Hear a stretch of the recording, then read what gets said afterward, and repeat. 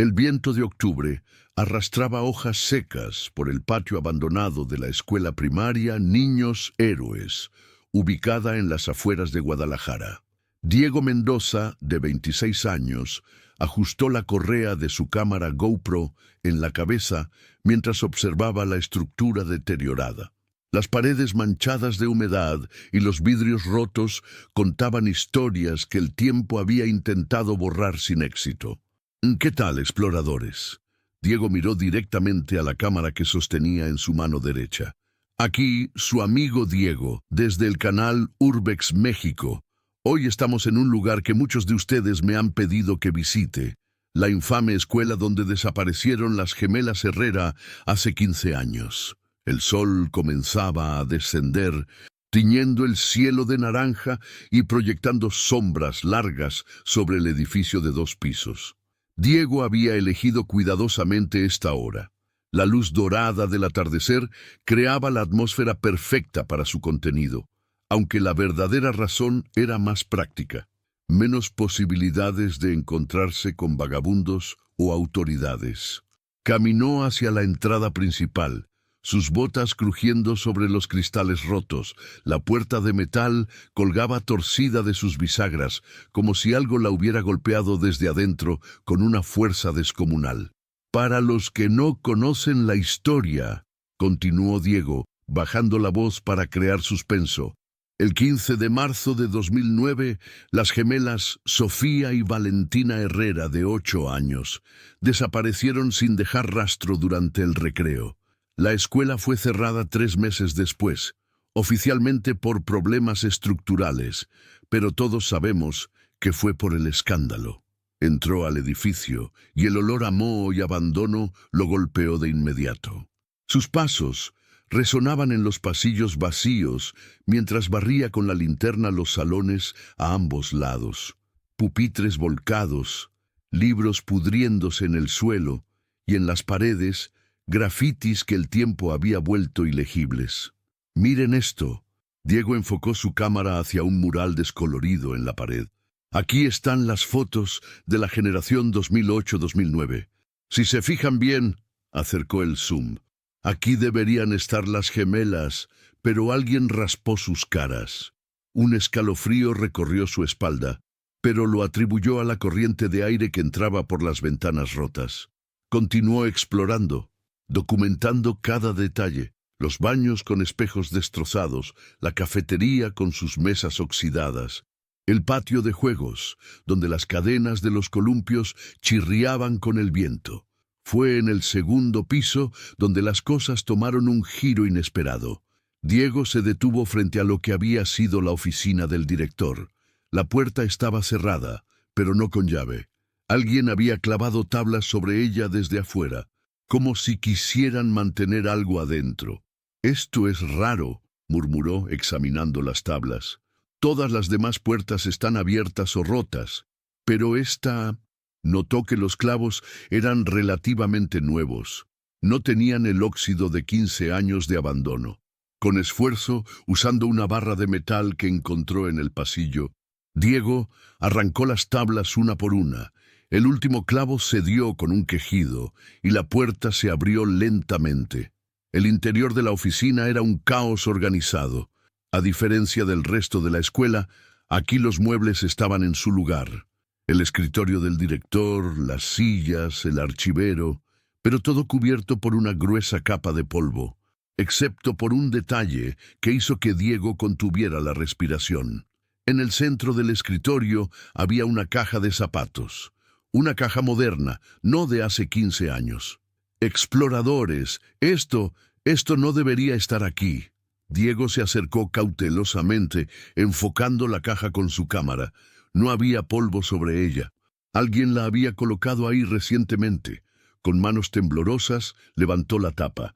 Dentro había un viejo cassette de video, una fotografía y una nota escrita a mano. La fotografía mostraba a 2 niñas idénticas, sonriendo a la cámara, vestidas con el uniforme de la escuela. En la parte de atrás, con letra temblorosa: «Sofía y Valentina, 8 años, perdóname». La nota era breve pero perturbadora. «Para quien encuentre esto, la verdad No está en los expedientes oficiales. Busquen en el sótano del edificio B. Cuidado con los que aún vigilan. M.R. Diego sintió que el aire se volvía más pesado. Sabía que debería irse, llamar a las autoridades, pero la adrenalina y la curiosidad periodística lo impulsaban a continuar. Guardó cuidadosamente los objetos en su mochila y salió de la oficina. Edificio B, repitió para la cámara. Según los planos que investigué, ese era el ala de mantenimiento y almacenamiento. El camino hacia el edificio B lo llevó a través del patio trasero, donde la vegetación había reclamado gran parte del terreno. Las sombras se alargaban peligrosamente. Pronto sería de noche. Diego aceleró el paso, siguiendo un sendero apenas visible entre la maleza. El edificio B era una estructura más pequeña, de un solo piso, conectada a la escuela principal por un pasillo techado que ahora yacía derrumbado. La entrada estaba bloqueada por una reja con un candado nuevo. Otro candado reciente, observó Diego, filmando de cerca. Alguien no quiere que la gente entre aquí. Rodeó el edificio hasta encontrar una ventana rota lo suficientemente grande para pasar. El interior olía diferente al edificio principal, no solo a abandono, sino a algo más químico, medicinal. Usando su linterna, Diego localizó las escaleras que bajaban al sótano. Cada peldaño crujía bajo su peso y el descenso parecía interminable. Al llegar abajo, se encontró con un pasillo largo y estrecho, con varias puertas a ambos lados. «Esto no parece un sótano normal de escuela», comentó, su voz haciendo eco en el espacio confinado. Las paredes estaban cubiertas de azulejos blancos, como los de un hospital. La primera puerta que abrió revelaba lo que parecía ser un antiguo cuarto de exámenes médicos. Una camilla oxidada, un armario con frascos vacíos, instrumentos médicos esparcidos por el suelo. La segunda puerta mostraba algo similar, pero con restraints de cuero en la camilla. ¿Qué demonios es este lugar? Diego no podía ocultar su nerviosismo. Esto no es normal en una escuela primaria. Fue en la tercera habitación donde encontró el archivo. Docenas de carpetas apiladas en estantes metálicos. Diego tomó una al azar y la abrió bajo la luz de su linterna. Fotografías de niños, fechas, nombres, y al lado de cada nombre, una palabra: transferido, descartado o procesado. Sus manos temblaban mientras hojeaba los expedientes. Entonces lo vio. Una carpeta marcada con Herrera S.I.V. La abrió con cuidado. Las fotos de las gemelas lo miraban desde el papel amarillento. Pero no eran fotos escolares normales. Eran imágenes médicas, con las niñas en batas de hospital. 15 de marzo de 2009, leyó en voz alta. Sujetos 47 y 48 muestran resistencia al protocolo. Se recomienda traslado inmediato al sitio secundario. Autorización pendiente del doctor Monterroso. Un ruido repentino lo hizo saltar. Pasos. Alguien estaba bajando las escaleras. Diego apagó su linterna y se escondió detrás de uno de los archiveros, su corazón latiendo tan fuerte que temía que lo delatara. Los pasos se detuvieron en la entrada de la habitación. «Sé que estás aquí», dijo una voz masculina cansada. «Vi tu cámara desde la ventana». Diego contuvo la respiración. El hombre entró lentamente, cojeando. A la luz tenue que entraba por el pasillo, Diego pudo ver que era mayor, quizás unos 60 años, vestido con ropa de conserje. «No voy a hacerte daño», continuó el hombre. «Pero necesitas salir de aquí, ya». «¿Quién es usted?» Diego salió de su escondite manteniendo la cámara grabando. «Miguel Ramírez», respondió el hombre. «Fui conserje aquí cuando pasó todo. Fui yo quien dejó esa caja en la oficina del director». «¿Por qué?» Miguel miró nerviosamente hacia las escaleras. «Porque alguien tenía que hacerlo. 15 años es mucho tiempo para cargar con esto. Las gemelas, ellas no desaparecieron. Se las llevaron. ¿Quién se las llevó? No tengo tiempo para explicártelo todo. Toma lo que necesites de aquí y vete. Pero ten cuidado. Algunos de los que participaron en esto siguen en posiciones de poder. Si empiezas a hacer preguntas, El sonido de un motor acercándose los interrumpió. Miguel palideció. «¡Vete! ¡Ahora!», susurró urgentemente. «¡Por la ventana del fondo! ¡Corre!». Diego no necesitó que se lo dijeran 2 veces. Agarró la carpeta de las gemelas y corrió hacia la ventana que Miguel señalaba. Mientras se escurría por ella, escuchó voces en el piso de arriba. Corrió a través del patio trasero, saltando entre la maleza, sin detenerse hasta llegar a su coche estacionado a 2 cuadras de distancia. Solo cuando estuvo dentro, con las puertas cerradas, se permitió respirar. Miró los documentos que había logrado sacar. Las fotos de las gemelas parecían observarlo con sus ojos inocentes. En algún lugar de Guadalajara, una madre seguía esperando respuestas. Diego encendió el motor, sabiendo que acababa de destapar algo mucho más grande y oscuro de lo que había imaginado. Lo que había comenzado como una exploración urbana para su canal de YouTube se había convertido en algo completamente diferente. Mientras conducía de regreso a la ciudad, no podía dejar de pensar en las palabras de Miguel. Se las llevaron. ¿A dónde? ¿Por qué? ¿Y quiénes eran los que aún vigilaban? En el espejo retrovisor vio luces aproximándose rápidamente. Diego pisó el acelerador, adentrándose en la noche de Jalisco con un secreto que podría cambiar todo lo que se sabía sobre el caso de las gemelas Herrera. La cámara seguía grabando, capturando su respiración agitada y el temblor de sus manos sobre el volante.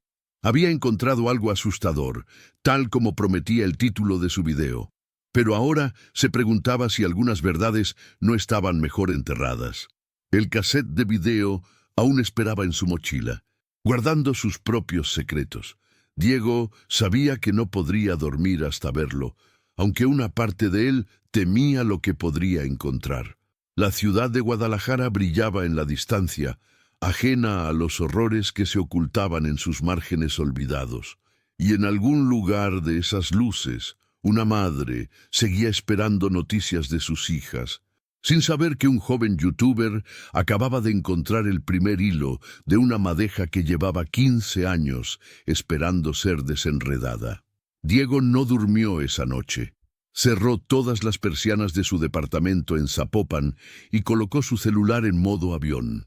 La carpeta de las gemelas reposaba sobre la mesa, pero sus ojos no podían apartarse del viejo cassette de video. A pesar de su experiencia editando contenido, no tenía una videocasetera en casa. Al amanecer, salió en busca de un lugar donde pudiera digitalizar la cinta. Después de 2 horas recorriendo locales, encontró una tienda de electrónicos antiguos atendida por un hombre llamado Ernesto. Al principio dudó en mostrarle la cinta, pero la ansiedad lo venció. «¿Puedes transferir esto a digital? Pago lo que sea». Ernesto lo miró curioso, examinó el cassette y asintió. «Dame 2 horas, pero si ves algo raro, no vengas a reclamarme. Estas cosas guardan más que imágenes». Diego fue a un café cercano. Apenas podía concentrarse. Había puesto su canal en pausa, cerró comentarios y bloqueó temporalmente su cuenta de Instagram. Sabía que lo que había encontrado no era solo material para un video viral, era una historia real, trágicamente real. Cuando volvió a la tienda, Ernesto lo esperaba con una expresión grave. «Aquí tienes tu archivo. Está en esta memoria. Pero te doy un consejo. Si algo en ti dice que no lo veas, escúchalo». Diego no respondió. Guardó la memoria y se fue. 15 minutos después estaba en su estudio, con la puerta trancada, el celular desligado y la laptop conectada a un no break. Puso auriculares, ajustó la pantalla y presionó play. El video comenzó con estática, luego una imagen borrosa. Una sala blanca, similar a las que había visto en el sótano del edificio B. La cámara era fija. En la esquina inferior aparecía la fecha, 14/03/2009, 23:57. Una puerta se abre, 2 hombres entran, llevando a 2 niñas vestidas con batas hospitalarias. Las gemelas están desorientadas, pero no parecen drogadas. Una, seguramente Valentina, pregunta por su mamá. Los hombres no responden, solo las sientan en 2 camillas. Una mujer entra, lleva un uniforme médico y una libreta. Se identifica como la doctora Encinas. Comienza a hacer preguntas.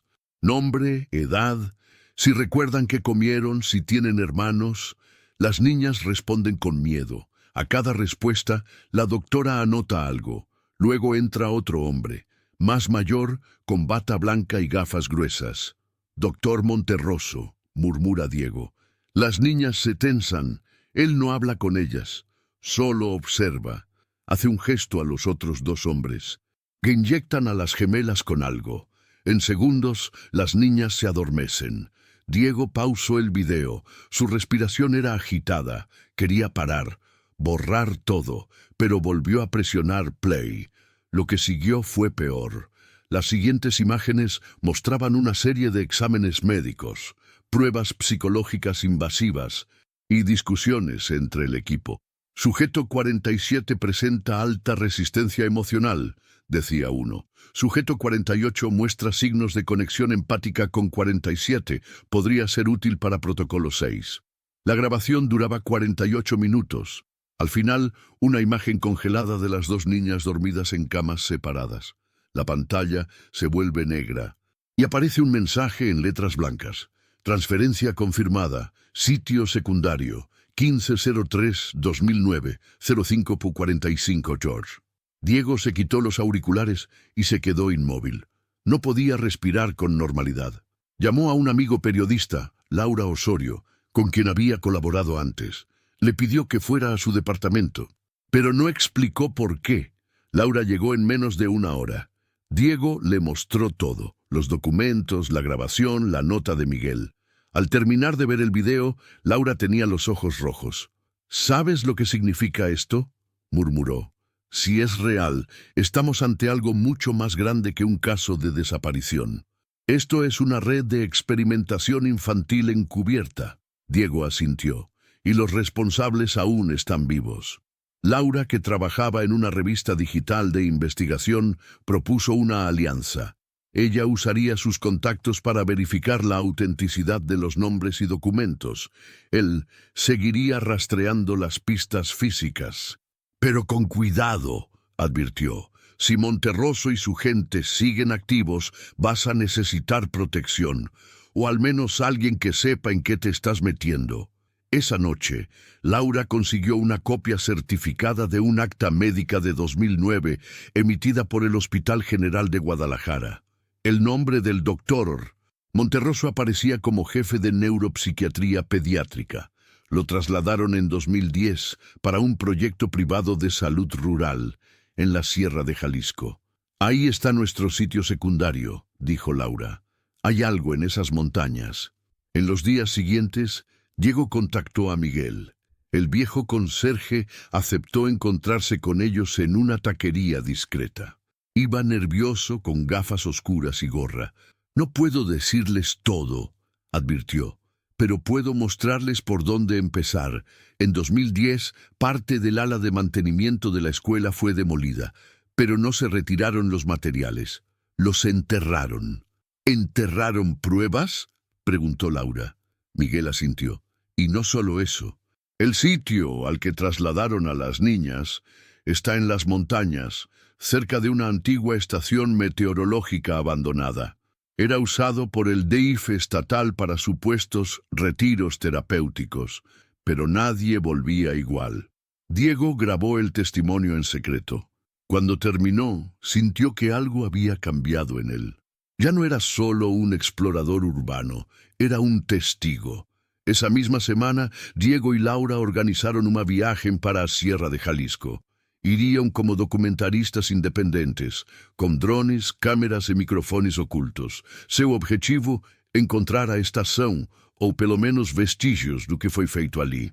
Enquanto dirigiam pela estrada sinuosa rumo às montanhas, Diego olhava pela janela, sentindo o peso da responsabilidade. Em algum lugar ali, talvez ainda vivessem meninas como Sofia e Valentina, invisíveis para o mundo.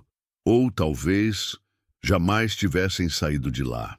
No rádio, uma notícia local passava despercebida para a maioria. Autoridades reabrirão investigações sobre desaparecimentos infantis arquivados entre 2005 e 2010. O Ministério Público convocou antigos funcionários para depoimentos. Laura e Diego se entreolharam em silêncio. A gravação havia vazado, e com ela, o inferno estava apenas começando. El camino de terracería serpenteaba entre los cerros de Jalisco, bordeando laderas cubiertas por pinos y piedras sueltas. Diego conducía con cuidado, mientras Laura revisaba en su laptop los mapas antiguos del estado. El punto que buscaban estaba marcado en rojo, una vieja estación meteorológica registrada por el gobierno en 1988 y clausurada oficialmente en 2002. Sin embargo, satélites recientes mostraban techos restaurados, paneles solares y una torre aún en pie.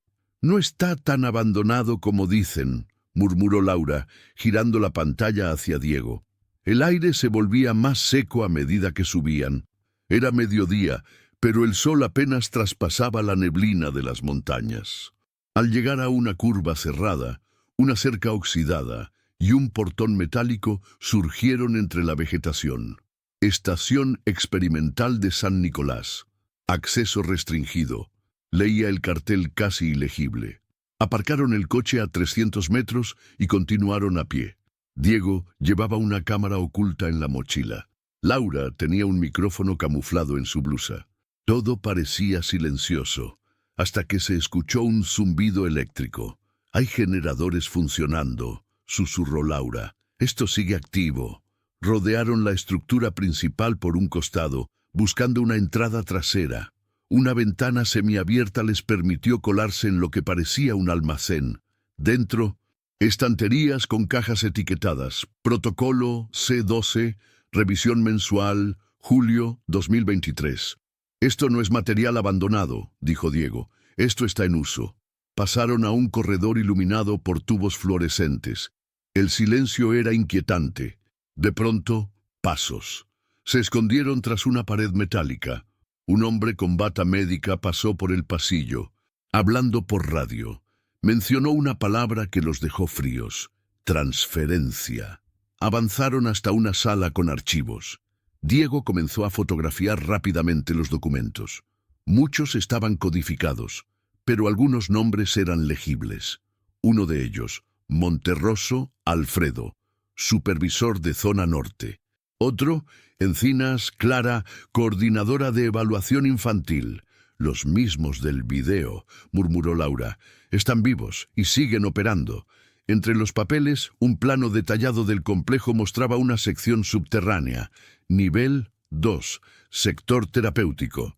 No figuraba en los registros públicos. Sin pensarlo, buscaron la entrada al sótano. Una puerta con acceso biométrico impedía el paso. Laura, improvisando, usó cinta transparente para capturar la huella de un vaso cercano. No funcionó, pero activó un protocolo de emergencia. La puerta se abrió con un zumbido por sobrecarga del sistema. Descendieron por una escalera de cemento que crujía bajo sus pasos. Al llegar al fondo, un corredor frío y blanco los recibió. Puertas metálicas numeradas a cada lado. Algunas tenían luces rojas, otras verdes. De una de ellas se escuchaban voces infantiles. Diego se acercó. A través de una rendija, vio a dos niñas, no mayores de 10 años, dibujando en una mesa, vigiladas por una mujer con bata. Sus expresiones eran vacías, no hablaban entre sí.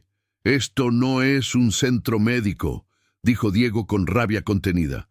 «Es una prisión». De repente la alarma sonó. Alguien los había detectado. Las luces comenzaron a parpadear. Laura gritó: «¡Corre!». Salieron corriendo por el mismo camino por el que habían entrado, escuchando pasos acelerados detrás de ellos. Una puerta lateral se abrió violentamente. Un guardia con uniforme oscuro les bloqueó el paso. Diego lo embistió con el hombro y corrieron hacia el cerro, perdiéndose entre la maleza. Alcanzaron el coche con dificultad, llenos de barro, y arrancaron mientras un vehículo negro los seguía a distancia. «¿Grabaste todo?», preguntó Laura jadeando. Diego asintió, sosteniendo la mochila contra su pecho. Lo tenemos. Pruebas, nombres, rostros. No pueden esconderlo más.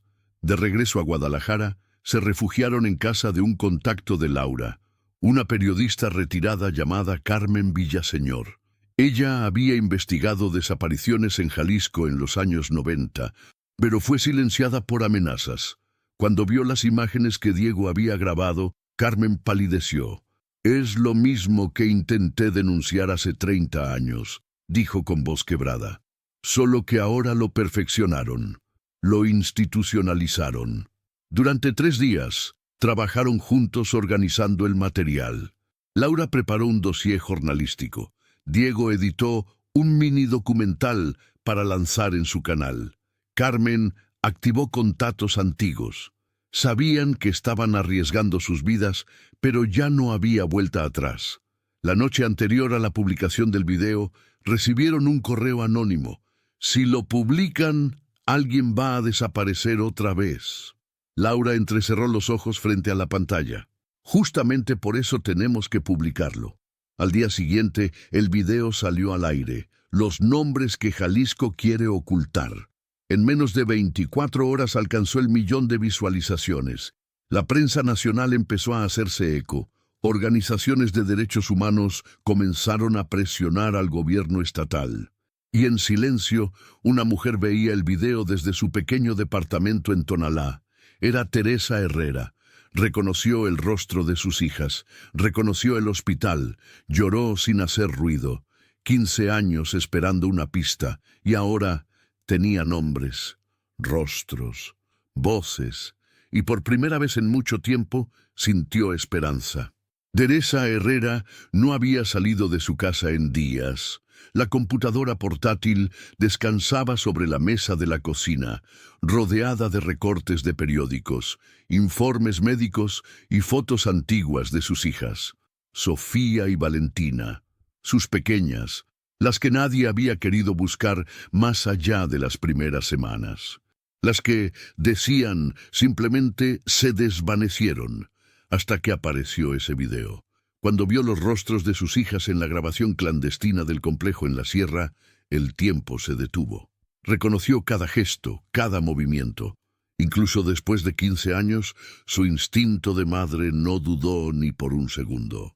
Eran ellas, o lo habían sido. ¿Estaban vivas? ¿Dónde? ¿Qué les hicieron? Marcó el número del canal de Diego Mendoza. Nadie atendió. Entonces hizo algo que no había hecho desde el día del entierro simbólico. Fue al Ministerio Público. Los funcionarios se miraban con incomodidad mientras Teresa exigía una reabertura formal do caso. Entregó copias do vídeo dos nomes mencionados por Diego y solicitó acceso aos arquivos antiguos. «Se niegan, voy a la televisión», dijo firme. «Ahora ya no estoy sola. Hay miles viendo, y ustedes lo saben». Horas después, Teresa recibió una ligación. Era da jornalista Laura Osorio. «Señora Herrera, ¿ahora? Soy parte del equipo que publicó la investigación. Queremos hablar con usted. Sabemos que todo esto es demasiado, pero necesitamos que nos cuente su parte. Nadie mejor que usted». Se encontraron en un café discreto en Tlaquepaque. Teresa llegó con una carpeta desgastada. Dentro, copias de boletins de ocorrência, cartas ao governo, fotos das filhas com datas e anotações, e uma página com um nome que ela nunca tinha conseguido esquecer. Dr. Alfredo Monterroso. «Ese hombre me miró a los ojos, señora Osorio», dijo Teresa con la voz temblorosa. «Me dijo que todo iría bien, que la evaluación psicológica era rutinaria, que muchas escuelas colaboraban con su programa, y después de eso, fue el caos». Contó cómo durante meses intentó denunciar que una unidad médica móvil visitaba la escuela Niños Héroes semanalmente, cómo varios niños fueron sometidos a pruebas sin el consentimiento de los padres, cómo algunas familias empezaron a mudarse repentinamente, y cómo, un día, Sofía y Valentina no regresaron del recreo. Me culparon. Dijeron que tal vez las niñas se habían escapado, que había señales de negligencia. Negligencia. ¿Buscar a mis hijas cada día durante 15 años es negligencia? Laura apenas podía contener las lágrimas. Grabó todo. Ese testimonio era oro. Pero más que eso, era justo. Esa noche publicó un nuevo video. Teresa Herrera habla. La verdad que el Estado ignoró. La respuesta fue inmediata. Cadenas nacionales tomaron el tema. Entrevistas en vivo. Hashtags virales. Protestas frente a oficinas gubernamentales. Diego, mientras tanto, recibió mensajes de fuentes anónimas. Una en particular lo inquietó, una dirección en Tequila, Jalisco, y 2 palabras: Monterroso, residencia. Decidió ir. No avisó a Laura ni a Teresa. Era arriesgado, pero sentía que el reloj se agotaba. Al llegar a la dirección, una casona antigua lo esperaba, parcialmente escondida entre árboles de agave. El portón estaba entreabierto. Caminó lentamente hacia la entrada. No había cámaras visibles, ni movimiento. Dentro, el aire olía a humedad y productos químicos. Una biblioteca polvorienta ocupaba el salón principal. En una vitrina encontró lo que parecía un diario.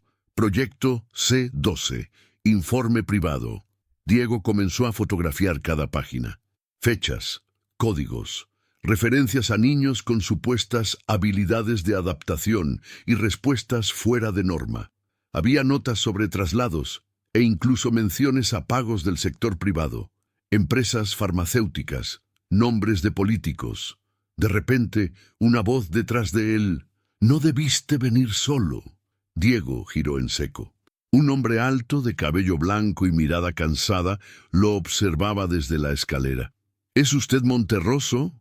«Lo fui, ahora soy solo un viejo esperando el castigo, pero no el tuyo».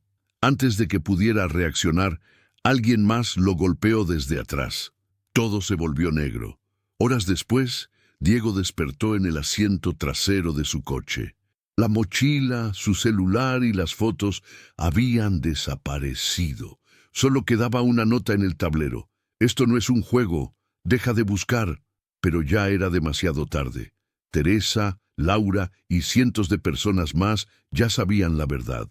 Y aunque Diego estaba herido y confundido, no pensaba detenerse, porque en algún lugar una de las gemelas aún podía estar viva. Diego pasó 3 días encerrado en su departamento.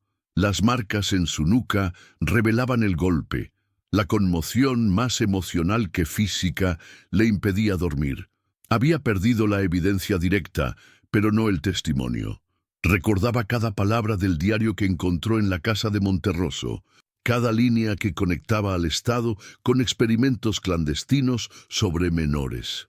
Laura lo visitaba a diario. Llevaba comida, pero sobre todo, noticias. «Tu video sigue creciendo. Ya son más de 4 millones de visualizaciones. Hay marchas frente al Congreso de Jalisco. Teresa va a hablar con la Comisión Nacional de Derechos Humanos». Y recibimos un nuevo mensaje. Era un correo anónimo. Solo contenía una dirección en Zapopan, un nombre, Clara Encinas, y una frase: «Ella sabe dónde están». Esa noche, Diego y Laura vigilaron la casa durante horas. Clara no salía. A través de una ventana lateral vieron movimiento. Una mujer de unos 50 y tantos, delgada, cabello recogido con una leve cojera. «Es ella», susurró Diego, «la del video». En lugar de confrontarla, decidieron enviarle una carta. En el sobre, una foto de las gemelas, otra del archivo del sótano y una frase escrita por Teresa: «Si alguna vez sentiste compasión, no te escondas más». La respuesta llegó al día siguiente. Un número de celular escrito a mano y un mensaje: «Una sola vez. Mañana. Cementerio de Mezquitán, 6:30 AM». A la hora acordada, Clara ya los esperaba sentada en una banca, vestida de negro. No parecía sorprendida. «No tienen idea de lo que arriesgan», comenzó sin mirarlos directamente. «Pero también sé que yo arrastro esto desde hace años. Y tal vez es hora de que termine». Contó cómo fue reclutada por un programa estatal en 2006 que prometía estudiar el comportamiento adaptativo infantil en zonas rurales. Lo que empezó como pruebas académicas se convirtió en un proyecto médico clasificado. Las gemelas Herrera fueron seleccionadas por su vínculo emocional y perfil genético. Querían romper el lazo entre hermanas idénticas para medir la resiliencia. No les importaba el daño. Diego apretó los puños. Laura grababa en secreto. ¿Dónde están ahora? Clara dudó. Después del cierre de la escuela, las llevaron a un centro en Coahuila. Uno privado. No tengo acceso directo, pero puedo darles algo. Sacó un sobre de su bolso. Nombres, rutas de traslado, un nombre clave. Fundación Aurora. Trabajan bajo fachada de hogar terapéutico para adolescentes. Pero no es lo que parece. Antes de irse, Clara los miró por primera vez. Lo siento. No puedo cambiar el pasado. Pero tal vez ustedes puedan evitar más futuros rotos. Con la nueva información, Laura contactó a una red de periodistas en el norte del país. Uno de ellos, Joaquín Rivera, confirmó que la Fundación Aurora operaba en la periferia de Saltillo, en un rancho vallado con fuerte seguridad y acceso limitado. Según registros públicos, atendían a niñas en situación de abandono y trauma severo. «Tenemos que ir», dijo Diego. «No vamos a perderlas otra vez». Teresa insistió en acompañarlos. Nadie pudo detenerla. «Son mis hijas. Están vivas». «Lo sé». El viaje duró 14 horas. Llegaron a Saltillo al amanecer. Desde una colina cercana al rancho, observaron la rutina del lugar. Guardias armados, camionetas blindadas, cámaras en cada esquina. «Vamos a necesitar más que una cámara escondida», dijo Joaquín. Esa noche activaron un plan riesgoso. Joaquín, haciéndose pasar por voluntario social, logró entrar con una cámara oculta. Diego, desde una camioneta, monitoreaba la transmisión. En el minuto 27, vieron algo que los paralizó. Dos adolescentes caminando juntas por un corredor. Cabello largo, ojos negros, rostros idénticos. «¿Esas son ellas?» Laura apenas respiraba. Teresa se acercó a la pantalla. Las lágrimas brotaron instantáneamente. «Valentina, Sofía». Pero había un problema. Una de ellas caminaba apoyada en una muleta. La otra, al mirar hacia la cámara, mostró un vacío en su mirada, como si la infancia se hubiese evaporado. Diego respiró hondo. No están solo vivas, están atrapadas. El operativo para rescatarlas apenas comenzaba. La madrugada en Saltillo era helada. El polvo del desierto se filtraba por las rendijas de la camioneta donde Diego, Laura y Teresa esperaban en silencio. Joaquín Rivera, aún dentro del rancho de la Fundación Aurora, les enviaba mensajes en clave desde un smartwatch alterado para evitar rastreos. «Están en el ala este», informó. «Dormitorios restringidos. Hay cámaras en todos los pasillos. Guardias de seguridad, mínimo 6 armados. Pero hay un cambio de turno a las 03:00. Esa es nuestra ventana». Teresa no dejaba de mirar la imagen congelada de las niñas que Joaquín había logrado grabar. Una de ellas se sentaba en una cama mirando al vacío. La otra le acomodaba el suéter sobre los hombros. «Siguen juntas», murmuró. «Mi Valentina», siempre protegiendo a su hermana. Laura organizó el plan con precisión. Con la ayuda de una activista local que había trabajado infiltrada en otras instituciones, consiguieron uniformes médicos falsos y un vehículo con placas del DIF. A las 2:45 a.m. se aproximaron por el acceso de carga del rancho. Joaquín ya había desactivado una de las cámaras del perímetro. La tensión era insoportable. «¿Seguros que quieren hacer esto sin la policía?», preguntó la activista. «Si llamamos a la policía, filtran la información.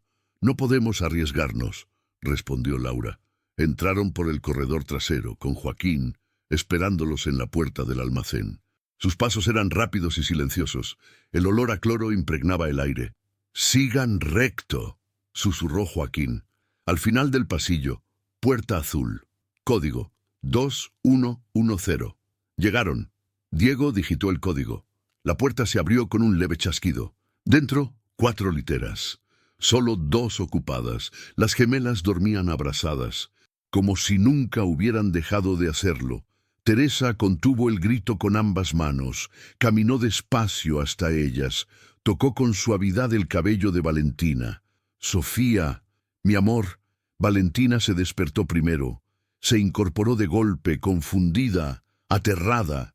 Luego sus ojos se fijaron en el rostro de Teresa. Tardó un segundo, dos, hasta que la reconoció. «¿Mamá?» Sofía se estremeció, abrió los ojos, se tapó el rostro como si la luz la quemara. Cuando miró a su alrededor, empezó a temblar. «Nos van a castigar, nos van a castigar». Teresa las abrazó, apretándolas contra su pecho. Las niñas no sabían si llorar o esconderse. Había algo quebrado en ellas, como si el tiempo hubiera limado su capacidad de confiar. «Ya no, hijas, ya no más». Joaquín controló la salida. Laura y Diego guiaban al grupo por una ruta alternativa que cruzaba el área de lavandería. A las 03:12 estaban fuera, a las 03:18 ya en la camioneta, y a las 03:27 perdidos entre las estradas rurales de Coahuila. Solo cuando cruzaron a Monterrey respiraron. En un pequeño refugio para víctimas de violencia institucional, Sofía y Valentina fueron atendidas por psicólogos, médicos y especialistas en trauma infantil. Durante 2 días no dijeron palabra, solo se abrazaban. Teresa dormía en una colchoneta al lado de ellas. Cada noche les contaba la misma historia, como nasceram de parto natural, no mesmo quarto onde ela agora dormia. Que usavam roupas iguais porque insistiam, que tinham nomes escolhidos por sua avó, e que nunca, nunca ela había dejado de buscarlas. Diego publicó un video anunciando el rescate, no mostró sus rostros, no reveló la ubicación, solo narró los hechos con una frase final: «Las encontramos, pero el daño no termina con el hallazgo. Ahora empieza otra batalla, la de la justicia». El impacto fue inmediato. Marchas masivas, denuncias al DIFE, investigaciones federales. Pero también llegaron amenazas. Laura recibió un sobre con recortes de periódicos antiguos sobre otros niños desaparecidos. Diego encontró su buzón abierto y vacío. Una noche, en el refugio, Valentina pidió papel y lápiz. Escribió una frase y la dejó sobre la mesa. «Nos hicieron olvidar. Pero ahora empezamos a recordar». Laura la leyó en silencio y supo que el caso no había terminado. Apenas estaba cambiando de forma, porque aún había más niños y aún había más nombres. Los días que siguieron al rescate de Sofía y Valentina estuvieron llenos de tensión contenida. Aunque las gemelas estaban bajo protección médica y psicológica, Laura y Diego sabían que el sistema no tardaría en contraatacar. La Fundación Aurora había cerrado su sede de Saltillo 2 días después, y todos los registros públicos del lugar fueron eliminados en una sola noche. Pero ya era tarde. Gracias a las copias encriptadas que Joaquín había almacenado, el equipo tenía documentos que vinculaban a la fundación con contratos firmados por instituciones de salud, educación y justicia en varios estados. No era un caso aislado, era una red. «Mira esto», dijo Laura, extendiendo una hoja ante Diego. «Este listado es de 2011, 117 niños trasladados a centros no identificados. La mayoría nunca fue registrada como desaparecida. ¿Sabes qué significa eso? Que no están buscando a los que faltan», respondió Diego, «porque no quieren encontrarlos». Teresa, por su parte, se convertía en el rostro público de la lucha. Dio entrevistas a medios nacionales, se reunió con representantes do Congresso e enviou uma petição com mais de 100.000 assinaturas pedindo a criação de uma comissão independente. Durante uma coletiva de imprensa em Guadalajara, Teresa fez um pronunciamento firme. No São Solo Misijas, são centenas e talvez milhares filhos arrancados de suas famílias com a cumplicidade do Estado. Queremos nomes, queremos justiça. A resposta veio em forma de silêncio, mas não completo. Uma ex-funcionária da Fundação Aurora entrou em contato com Laura através de um intermediário. Seu nome era Griselda Lugo. Trabalhara como enfermeira entre 2009 e 2013 em um centro rural no estado de Durango. Estava disposta a falar. Eu era parte del equipo que preparaba a los niños antes del traslado. Nos hacían borrar toda a evidencia. Medicaciones sin etiqueta, evaluaciones sin diagnóstico. Yo vi cuando llegaron dos gemelas, pero no eran las únicas. Griselda descreveu um protocolo chamado Projeto Niebla, um programa criado para identificar traços de resistência emocional extrema em crianças entre 7 e 11 anos. Quem resistia ao isolamento prolongado ou apresentava comportamentos de solidariedade fora do padrão, era encaminhado. E os demais, Griselda fez uma pausa. Los que quebraban, nunca volvíamos a vê-los. Diego gravou todo. O depoimento durou mais de 2 horas. Griselda entregou nomes de médicos, coordenadores e até de 3 políticos em exercício que participaram do financiamento do projeto. Isto vai arder, disse Laura. Pero não podemos soltar tudo de uma vez. Precisamos de uma estratégia. Com o apoio de ONGs e da imprensa independente, criaram um dossiê estruturado com trechos do vídeo de Griselda, documentos obtidos por Joaquim e entrevistas com outras mães. Nomearam o movimento de Ninhos Olvidados. Ao mesmo tempo, Diego recebeu uma carta escrita à mão deixada no portão de sua casa. Dentro, uma foto que ele nunca tinha visto.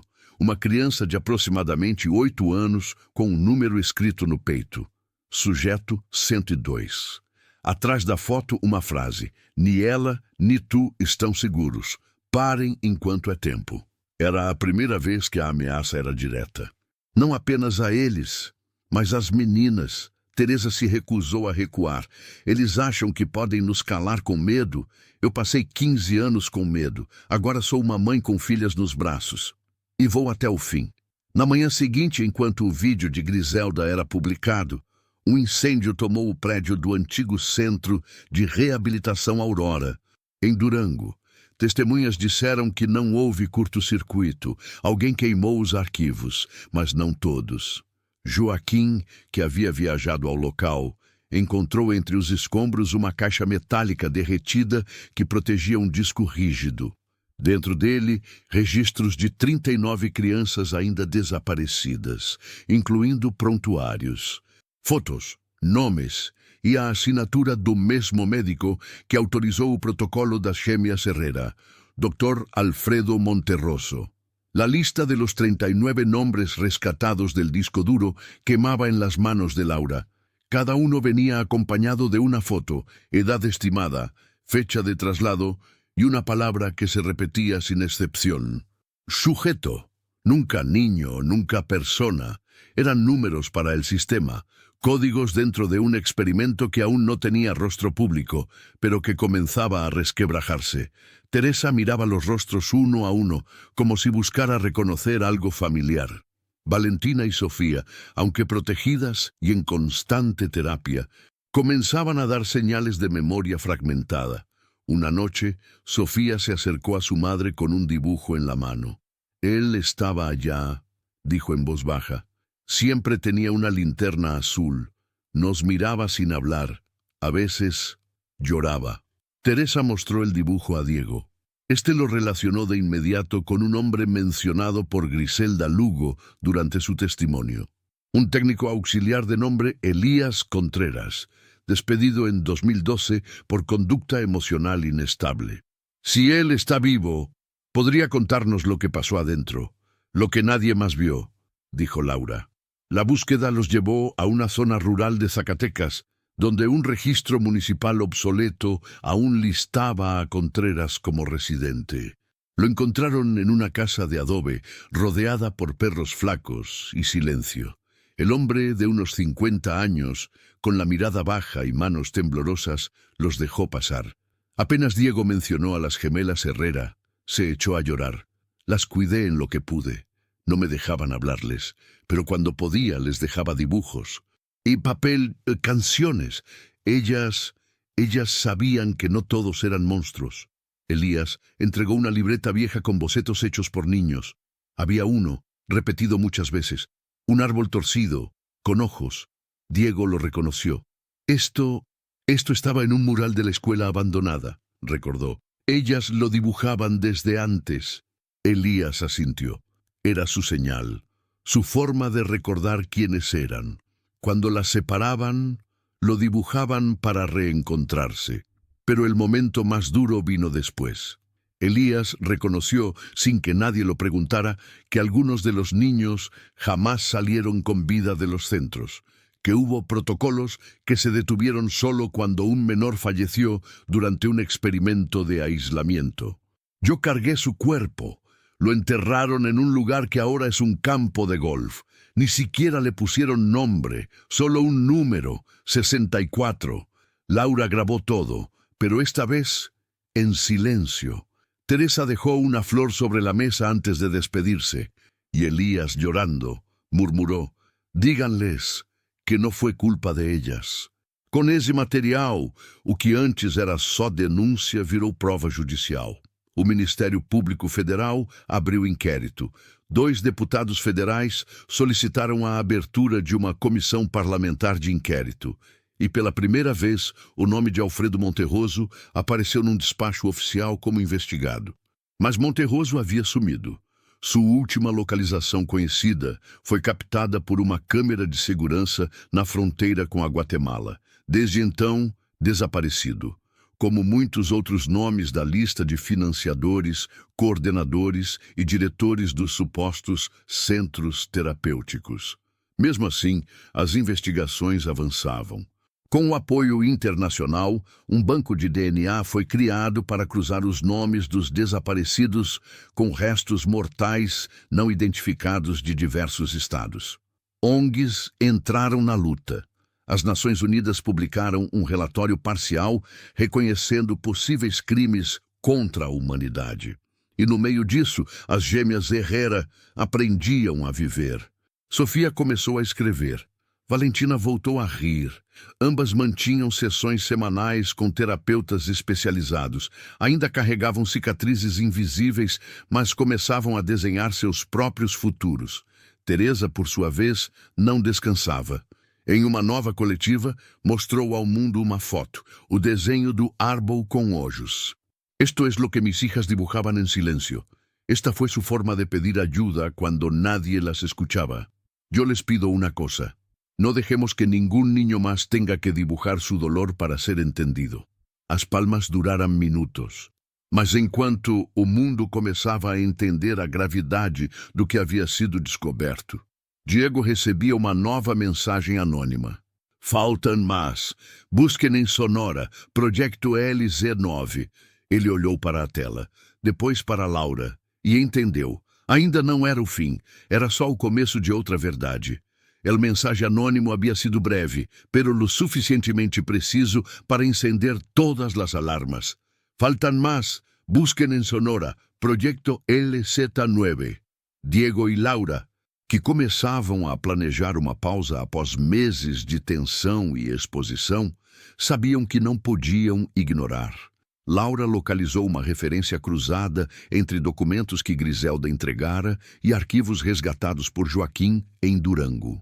LZ9 aparecia como código associado a uma antiga unidade psiquiátrica desativada na década de 90, próxima a Navojoa, no sul de Sonora.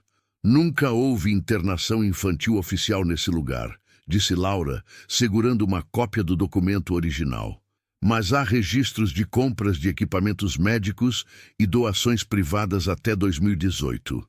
Ou seja, continuou funcionando, respondeu Diego, mas fora do radar. Decidiram viajar até o local disfarçados de documentaristas interessados em filmar ruínas históricas do norte do México.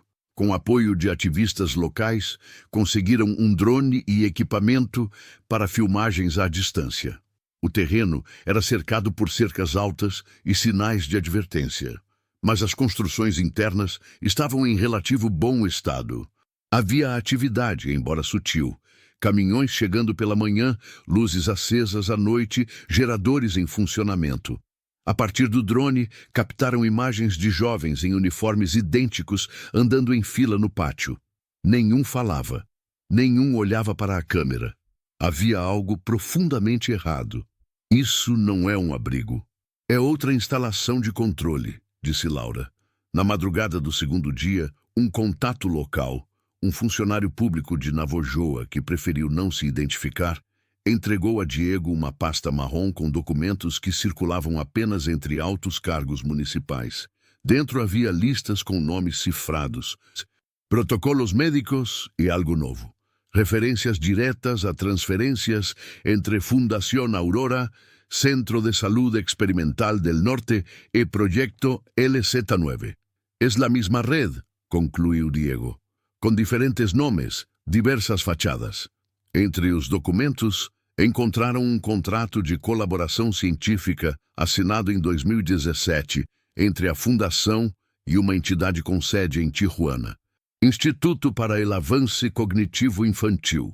O objetivo oficial era desenvolver novas metodologias de estimulação neurológica para crianças em situação de vulnerabilidade. Mas o que eles realmente queriam era outra coisa, disse Laura, mostrando a cláusula de confidencialidade que impedia familiares de visitarem os pacientes por períodos superiores a 90 dias. Decidiram publicar o dossiê completo de LZ9 em uma nova reportagem, mas antes, uma decisão difícil. Temos que entrar, disse Diego. Mostrar o que está acontecendo. As imagens externas não serão suficientes. Com a ajuda do contato local, conseguiram acessar a parte dos fundos da propriedade por uma trilha abandonada.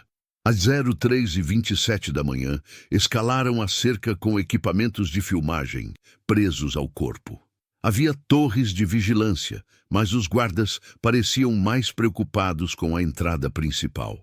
Dentro, o silêncio era absoluto. No corredor principal do prédio principal, encontraram portas metálicas com códigos numéricos. Algumas estavam trancadas, outras abertas.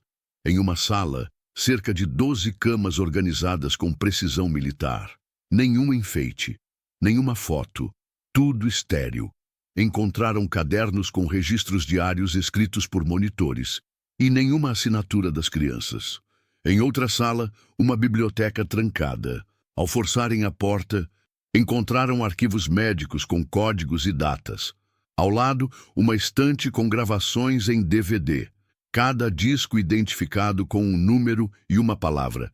Session, estimulação, reação. Levaram 4 cópias. No caminho de volta, viram uma jovem sentada num banco no corredor. Olhava para o chão.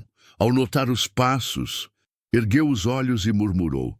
"No tenho nome, solo número." Antes que pudessem responder, uma sirene disparou. Fugiram pelos fundos, deixando parte do equipamento para trás. Chegaram à cidade ao amanhecer, exaustos, cobertos de poeira e com os discos nas mãos. Quando revisaram o conteúdo dos DVDs, o horror voltou a tomar forma. Sessões de estímulo com luzes intermitentes, privação sensorial, isolamento prolongado e crianças tentando se comunicar com gestos ou desenhos. Um deles, de novo, repetido várias vezes, o árbol com ojos. Era a marca delas, a marca de quem sobreviveu tentando se lembrar. La publicación de los documentos del proyecto LZ9 estremeció a México. Las imágenes filtradas de las instalaciones en Sonora, combinadas con los testimonios obtenidos por Diego, Laura y Teresa, dejaron de ser solo material de denuncia.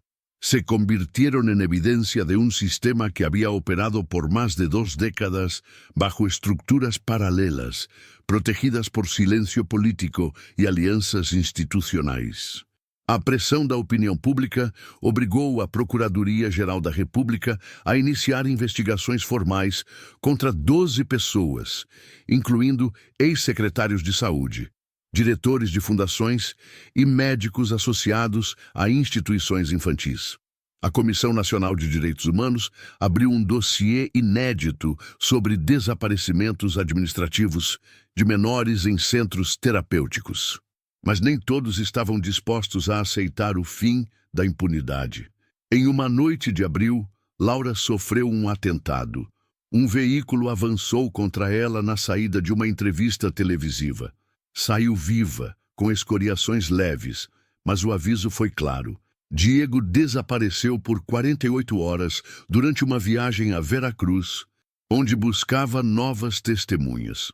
Foi encontrado em uma estrada secundária, desidratado, com hematomas e sem memória das últimas 12 horas. Mesmo assim, continuaram.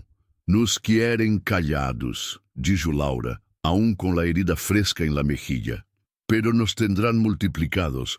Teresa, agora como presidenta do coletivo Madres por la Verdad, reuniu mais de 400 famílias com relatos semelhantes. Filhos desaparecidos sob promessas de tratamento psicológico, reabilitação, adoções internacionais e programas educativos. Todos sumidos entre arquivos apagados e portas fechadas. Em julho, organizaram uma marcha nacional com o símbolo que havia unido todos. O desenho do árbol com ójos. De norte a sul, cartazes, camisetas e murais apareceram com a imagem. Era um grito coletivo. Estamos olhando. E não vamos esquecer. Enquanto isso, Sofia e Valentina participavam de oficinas terapêuticas com outras crianças resgatadas. Sofia começou a escrever um diário. Valentina desenhava compulsivamente o mesmo símbolo, o banco da sala onde tinham que esperar em silêncio. Mas agora, ela o desenhava vazio. Significa que já fomos embora, disse em uma sessão, e eles não podem nos trazer de volta.